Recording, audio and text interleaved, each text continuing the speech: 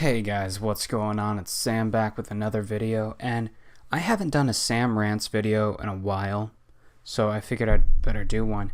And you guys probably don't know this, but my favorite superhero is Spider-Man, right? So with everything that's been going on, I'm sure you know what this video is about.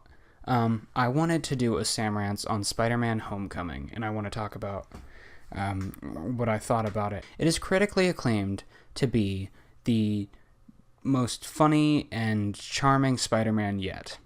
And I agree to that to an extent. Alright, let's go pros.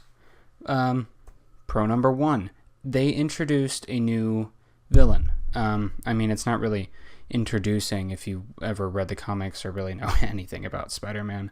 Vulture, he is the new villain in the series, the Spider-Man saga for film, and this is the first time he's ever made an appearance in Spider-Man, and I liked how they kind of changed up his suit. I liked the old modern comic Spider-Man better, but I liked the suit. I liked how they tied it in with everything that's happening in the Marvel universe. They got rid of the origin story, and that could be considered a good and bad thing. They didn't get rid of it, but they decided not to show it because this is now the third reboot of Spider-Man, which is also can be considered a good or bad thing. It's just, I'm glad that they got rid of the origin story because nobody wants to see the third kid get bit by a spider. It's not necessary. They do mention it, but it's very brief, and I don't think I like that part. If you're gonna mention it, if you're gonna bring it up, then actually bring it up, because we all know that he got bit by a spider, but how or where or when? Where was he at? Why did he get bit by the spider? 3, it's a completely different Spider-Man. In this one, Tony Stark is helping him throughout the entire thing, which, this is Spider-Man. I really wish there would have been less. This is Spider-Man. I would have liked to have seen less Tony Stark.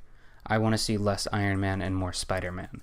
It was almost as if Spider-Man was being babysat the entire time, and that was a major part of the story, a major part of the movie, but I didn't appreciate that. I would have liked to have seen more of the actual Spider-Man.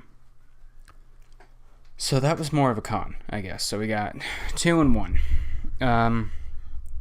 Pro, we got it more accurately represents Peter Parker's greatest struggle, and that is him trying to balance Spider-Man and Peter Parker. Yeah, he goes through school. He has a school life. He has his aunt. It's hard to get all of that, and it more closely resembles that part of Spider-Man, and I really appreciated that. I thought that was good. That's something that should have been done in the earlier versions, and they tried, but they spent a lot less time on that than they should have. Another pro,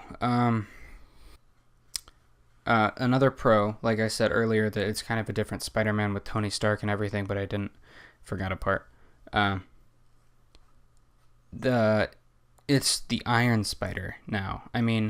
Not really throughout the movie, it's Spider-Man, but at the very end, spoiler alert, pause video, skip 5 seconds ahead.